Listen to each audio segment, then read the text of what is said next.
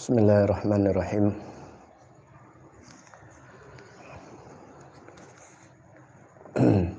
Bismillahirrahmanirrahim. Al-Fatihah lima nawaina wa nawa salafuna salam wa ba'una salam ila hadnabil Mustafa Muhammad sallallahu alaihi wasallam wa qabala bisirul Fatihah. Bismillahirrahmanirrahim. Alhamdulillahi rabbil alamin. Ar-Rahmanirrahim. Maliki yaumiddin. Iyyaka na'budu wa iyyaka nasta'in. Ihdinas siratal mustaqim. Siratal ladzina an'amta 'alaihim ghairil maghdubi 'alaihim waladdallin.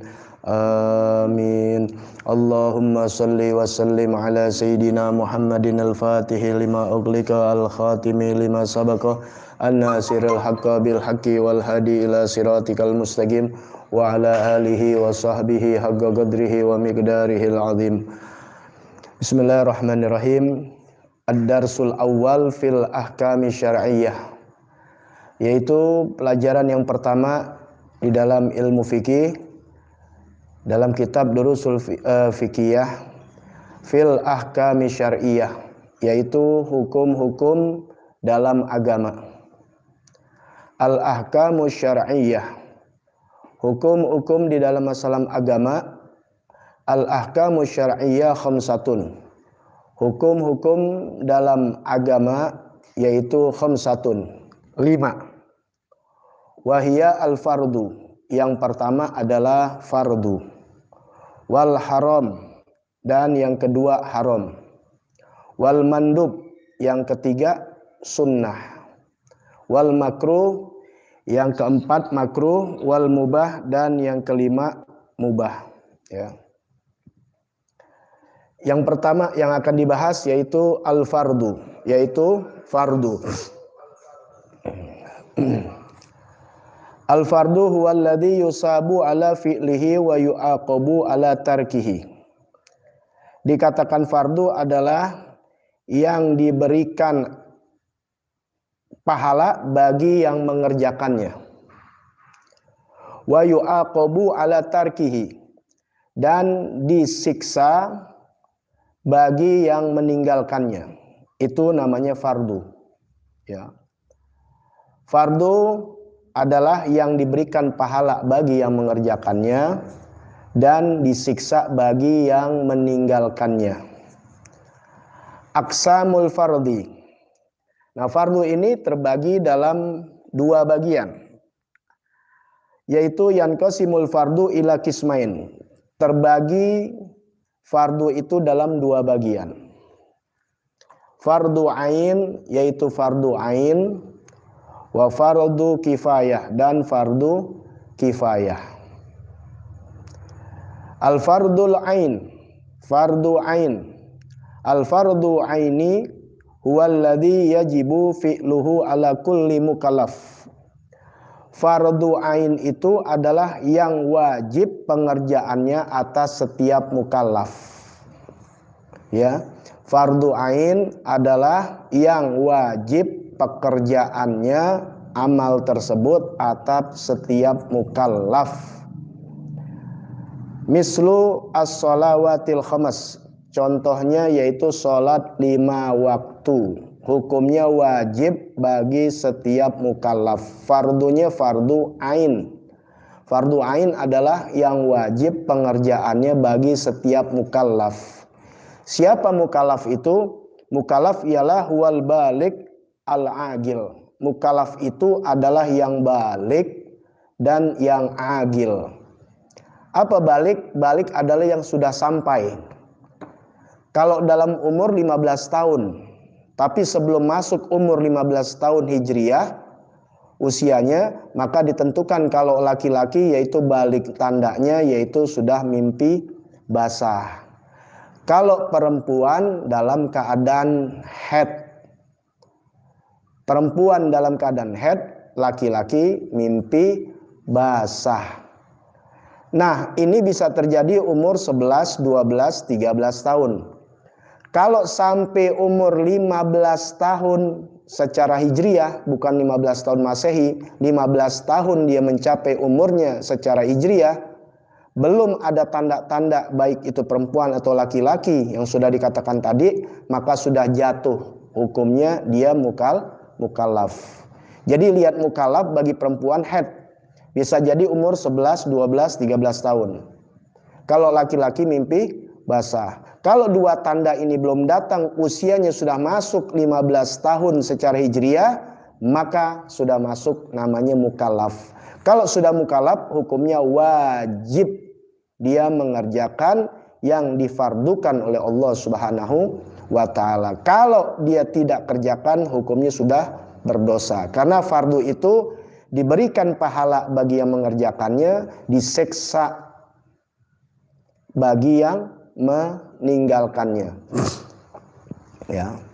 Contohnya yaitu yang sudah dibahas mislu sholawatil khams, yaitu sholat 5 waktu, puasa Ramadan dan sebagainya yang nanti akan dibahas di dalam pasal-pasal yang berikutnya. Makanya di dasar ini, di awal ini kita harus mengerti mana itu fardu, mana itu haram, mana itu sunnah, mana itu makruh, mana itu mubah. Ya. Kemudian al-fardul kifai. Kemudian fardu kifayah. Al-fardu kifai, yang dikatakan fardu kifayah huwallazi yajibu fi'luhu ala jami'i wa idza fa'alahu wahid minhum kafa mislu sholati alal mayyit. Fardu kifayah adalah yang wajib pekerjaannya itu wajib atas seluruhnya, seluruh muslim wajib pengerjaannya. Wa idza fa'alahu wahid, apabila ada satu orang yang mengerjakannya maka cukup, yang lain tidak berdosa. Kalau fardu ain, setiap individu umat Islam hukumnya wajib. Tapi kalau fardu kifayah memang wajib untuk seluruhnya, tapi apabila ada mengerjakan satu sudah terwakili. Seperti apa? Mislu as-sholati alal mayyit, sholat mayyit. Tapi ini jangan menjadi landasan kita, dasar kita, udah ada yang sholatin, cukup deh. Jangan. Kalau itu kebaikan seperti mensolatkan para ulama, kejar. Sama seperti memberi salam. Ya, menjawab salam. Fardu kifayah ini, ketika ada orang baik memberi salam, kita jawabnya cuma satu orang. Padahal banyak, jawab semuanya. Kenapa? Setiap individu dapat pahalanya. Terwakili dengan satu orang memang cukup. Tapi jangan bawa landasan itu, dalil itu. Cukup, biarin satu orang yang jawab. Berarti dia nggak dapat fadilah keutamaannya. Ya, nanti akhirnya kalau dia ngandelin begitu, ntar kalau dia meninggal nggak ada yang sholatin, orang pikir udah cukup, biarinnya satu orang. Nah, jangan jadi mentang-mentang fardu kifayah cukup satu orang sudah terwakili, yang lain gugur dosanya. Jangan itu yang kita ambil, tapi mengejar pahala. Walaupun fardu kifayah, kalau kita kerjakan dapat pahala, maka kerjakan. Kalau fardu ain, ya setiap individu. Selain sholat 5 waktu, selain puasa Ramadan, termasuk juga yaitu nuntut ilmu. Nuntut ilmu itu hukumnya wajib. Ya, nuntut ilmu hukumnya wajib. Ya. Apa? Thalabul ilmi faridatun ala kulli muslimin wal muslimat. Nuntut ilmu itu hukumnya wajib bagi setiap individu muslimin dan muslimat. Kalau dia tidak nuntut ilmu, maka hukumnya berdosa kepada Allah Subhanahu wa ta'ala. Ini sekarang orang begitu menggampangkan, mensepelekan masalah nuntut ilmu. Yang dikerjakan sholat, dia kerjakan puasa, bagus. Tapi nuntut ilmu sholatnya, nuntut ilmu puasanya nggak dikerjakan, dosa. Karena kullu amalin kana alaika fardon fatolabu ilmihi alaika fardun. Kalau setiap amal yang wajib datang kepadanya, wajib seperti sholat, puasa, zakat, haji, datang kepada dia hukumnya wajib, maka nuntut ilmunya wajib pula. Kalau dia sholat wajib, hukumnya nuntut ilmunya wajib. Kalau sholat dikerjakan, nuntut ilmu tidak dikerjakan, dosa dia. Dosa. Bahkan nuntut ilmu itu lebih wajib dari ibadah itu. Karena tanpa tuntunan ilmu, maka ibadahnya nggak diterima. Wa kullu amalin bi ghairi ilmin ya'malu a'maluhu mardudatun la tuqbalu. Setiap amal ibadah dikerjakan tanpa ilmunya, maka amal ibadahnya ditolak, tidak diterima oleh Allah Subhanahu wa ta'ala. Ya, jangan disepelekan. Nuntut ilmu itu hukumnya wajib. apalagi berkenaan dengan kewajiban dia dalam ibadah seperti sholat didukung oleh wudu hukumnya wajib. Ketika dia sholat maka nuntut ilmunya wajib.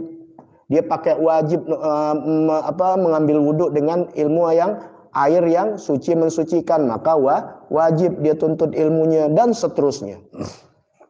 Nah, inilah yang disepelekan, yang digampang-gampangkan hukum fikih ini. Kemudian al-haram. Al-haram huwallazi yu'aqabu ala fi'lihi wa yusabu ala tarkihi. Haram itu yang diberikan dosa, disiksa, maksudnya disiksa bagi yang meninggalkannya, bagi yang mengerjakannya.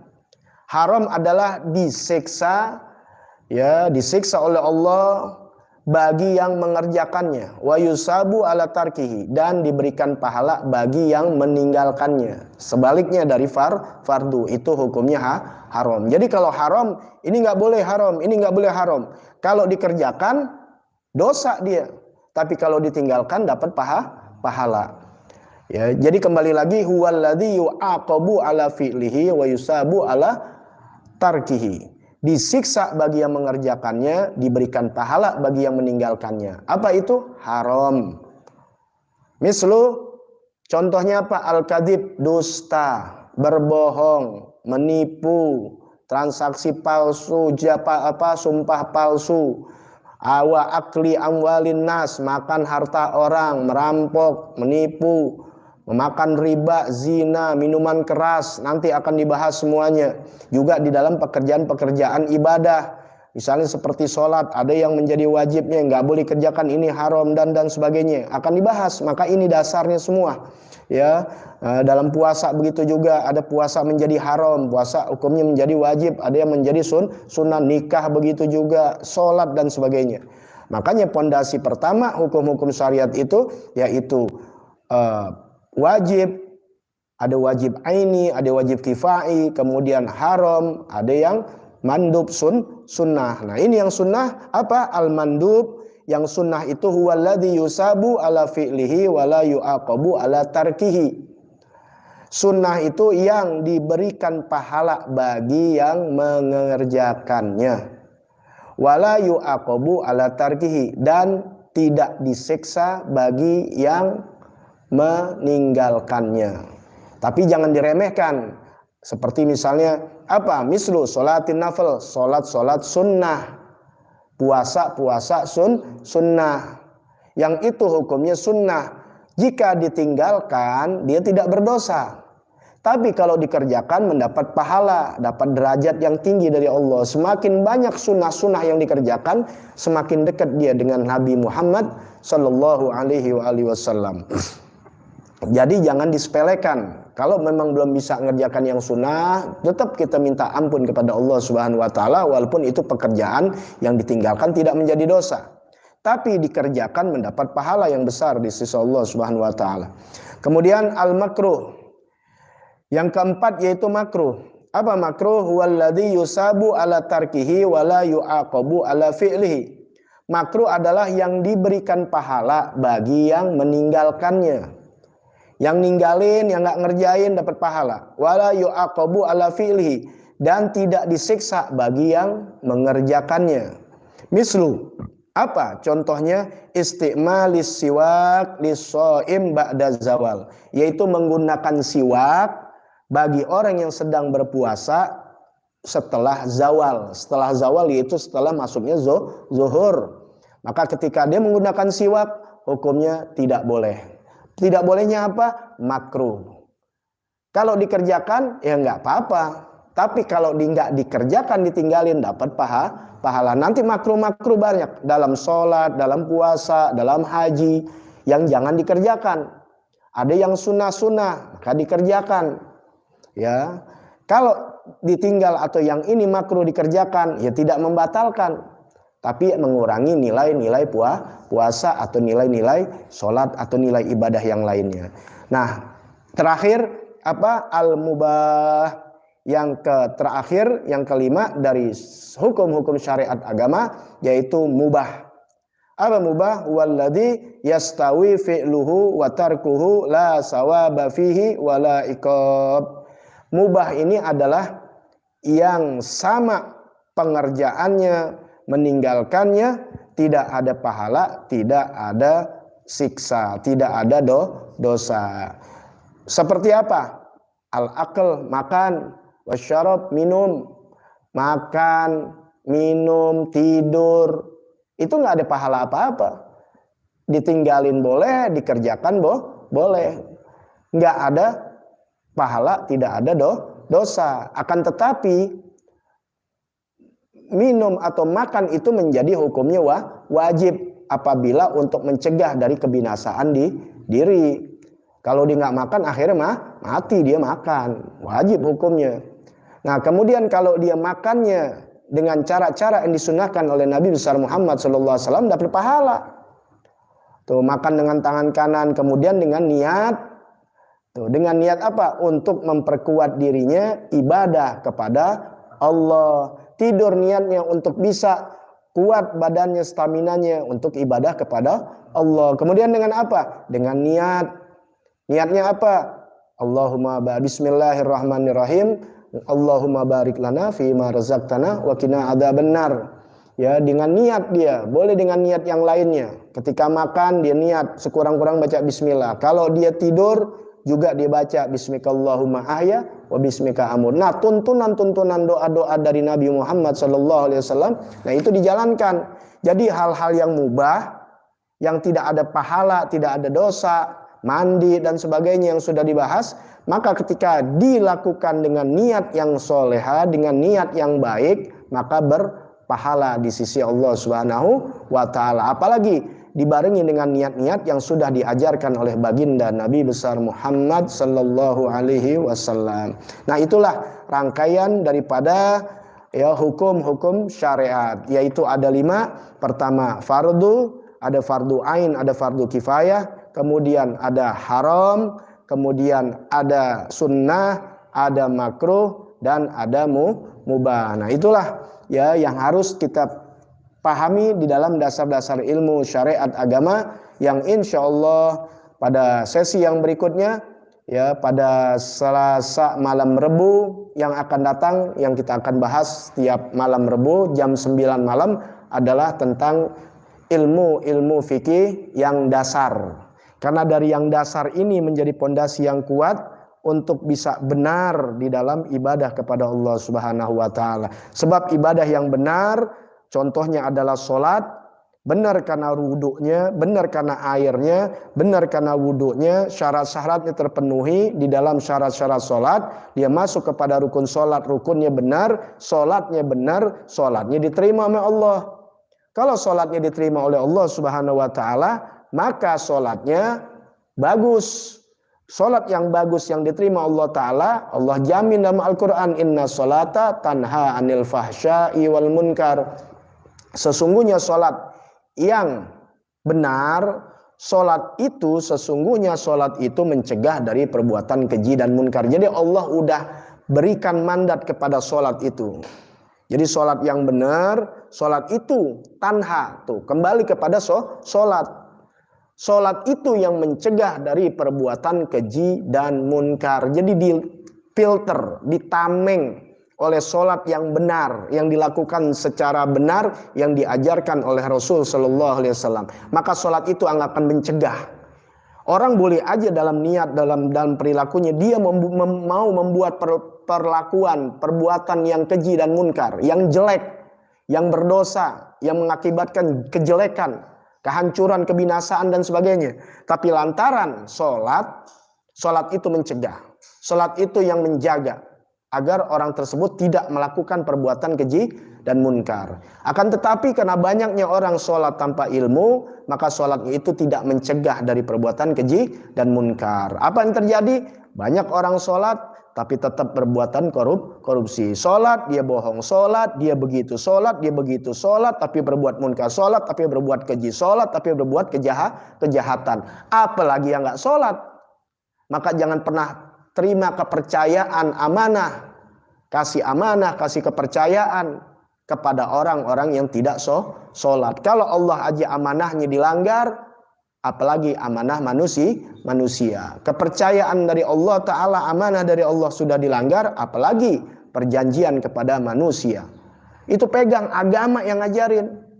Kalau agama udah kasih tahu kalau sholat aja yang wajib hukumnya udah dilanggar, udah dihianati, yang itu dari Allah sebagai Tuhannya, dia sebagai orang Islam dihianatin Allah Ta'ala dengan perintah-perintahnya, terutama yang paling besar adalah sholat yang menjadi tiang agama imaduddin.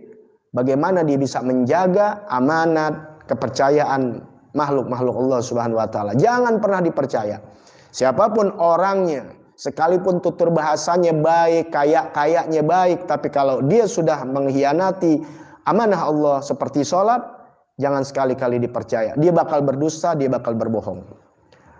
Ini aja yang sholatnya nggak benar, inna sholatal ghafilatan hanil fahsya'i wal munkar. Ada mafhum mukhalafah, karena sesungguhnya sholat itu mencegah dari perbuatan keji dan munkar. Tapi kita lihat banyak orang sholat masih berbuat keji munkar karena sholatnya nggak benar, sholatnya nggak dianggap sama Allah. Kalau sholatnya udah nggak dianggap sama Allah, nggak ternilai, maka tidak mencegah dari perbuatan keji dan munkar. Apalagi kalau dia nggak sholat. Udah nggak sholat, udah berantakan, amal yang lain hancur. Karena yang pertama amal yang akan dihisab oleh Allah Ta'ala adalah sholat. Awwalu ma yuhasabu bihil abdu yaumal qiyamah as-sholah. Yang pertama dihisab seorang hamba Allah di hadapan Allah Ta'ala di hari kiamat adalah sholat. Kalau sholatnya nggak benar, rusak, maka amal yang lain akan rusak. Tapi kalau sholatnya bagus, amal yang lain diterima oleh Allah Subhanahu wa Ta'ala. Karena tadi sholat ini yang mencegah dari perbuatan keji dan munkar. Kalau sholatnya benar, udah pasti Allah nggak bakal menyalahi dengan firman-Nya. Pasti orang ini tercegah dari perbuatan keji dan munkar. Tapi kalau sholatnya brengsek, hancur-hancuran, wah diperiksa teliti oleh malaikat, pasti dia akan berbuat keji dan munkar, pasti, karena dia sudah menyalahi daripada firman Allah Subhanahu. Apalagi yang nggak sholat. Makanya jaga anak istri kita, jaga keluarga kita agar selalu mendirikan sholat dengan sholat yang benar. Kalau sholatnya benar, insya Allah di keluarga kita menjadi keluarga yang harmonis, di dalam kelingkungan akan menjadi lingkungan yang harmonis, yang damai, yang tidak ada perbuatan keji dan munkar. Karena apa? Karena mengikuti daripada apa yang diperintahkan oleh Allah dan diperintahkan oleh Nabi besar Muhammad sallallahu alaihi wasallam. Wallahu a'lam bissawab. Rabbi zidni ilma warzuqni fahma. Ya. Ada pertanyaan, nggak ada pertanyaan? Ya, kalau nggak ada pertanyaan ya bisa ditutup. Tolong bagi saudara-saudara kita yang nanti menyimak daripada pengajian ini, kajian dalam ilmu fikih ini, bisa ditulis di komentar. Nanti pada sesi yang berikutnya akan dibahas. Jadi saran, kritik di dalam komentar silahkan ditaruh ya. Di dalam permasalahan ini nggak keluar dari konteks pengajian ini, pembahasan ini nggak keluar dari konteks ini, silahkan tulis di komentar. Karena Anda buka pengajian ini pun sekalian dengan live. Nah, jadi bisa ditulis di komentar saran kritiknya, juga apa yang ingin ditanyakan. Insya Allah pada minggu yang akan datang akan dibahas di sesi 15 menit tanya jawab.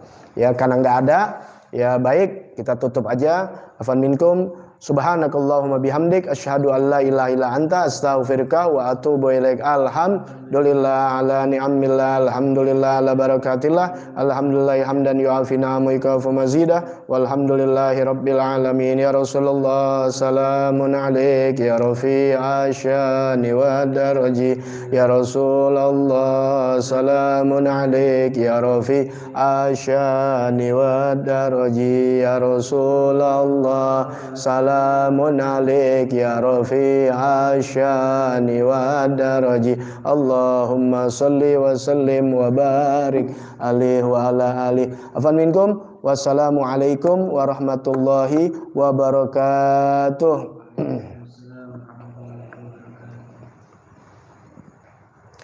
Ya. Yang tanda panah, yang tanda silang.